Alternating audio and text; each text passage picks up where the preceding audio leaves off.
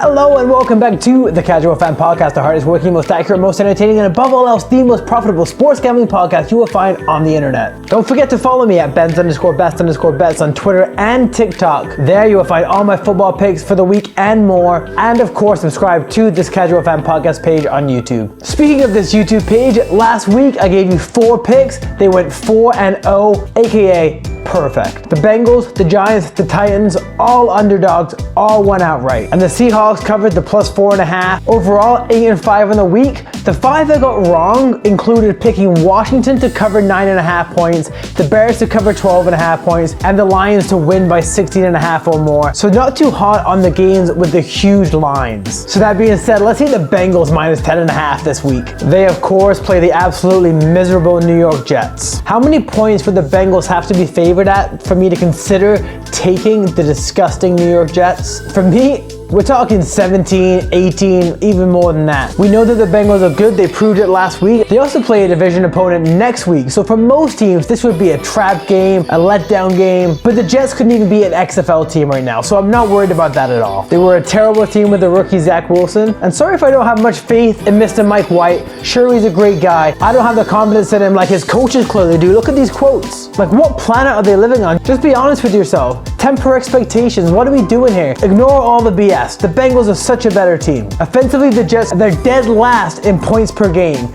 And hilariously, they haven't even scored a point in the first quarter yet. This game's gonna get out of hand early. And it ain't better on the other side of the ball either.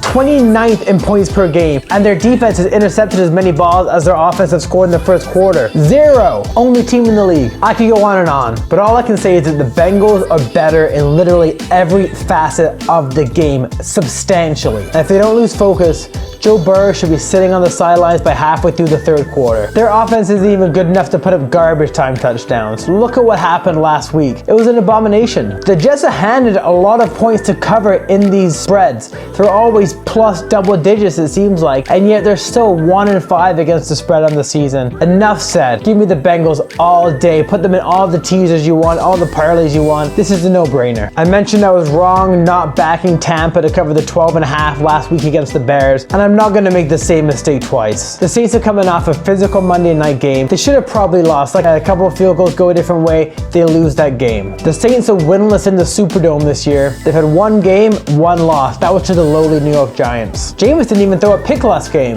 so he's due to give his former team a couple freebies here. If the Bucs go up early like they seem to do every game, marching down for a touchdown in the blink of an eye, the Saints just don't have the firepower to catch up. They showed that on Monday night. On average, the Bucs are winning by about 12 points. It'll be a doozy of a game, no doubt about it, but anything less than a touchdown, I'm going to take the Bucs and Tom Brady.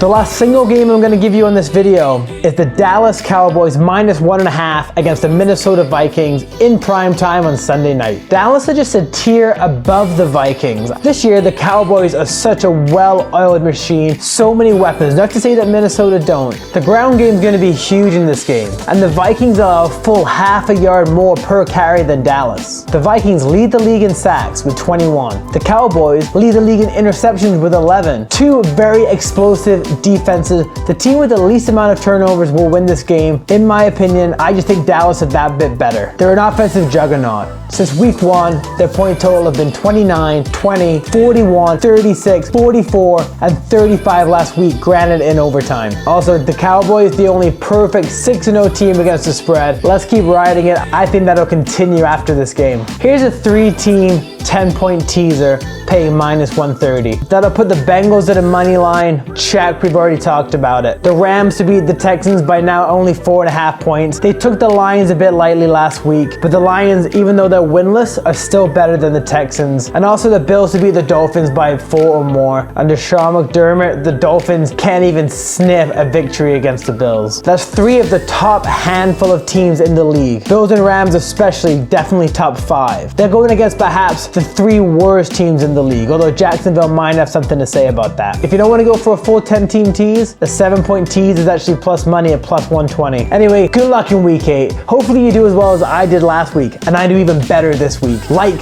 subscribe, follow, all of the above. Only bet as much as you're willing to win. Good luck, NFL Week 8. Let's go.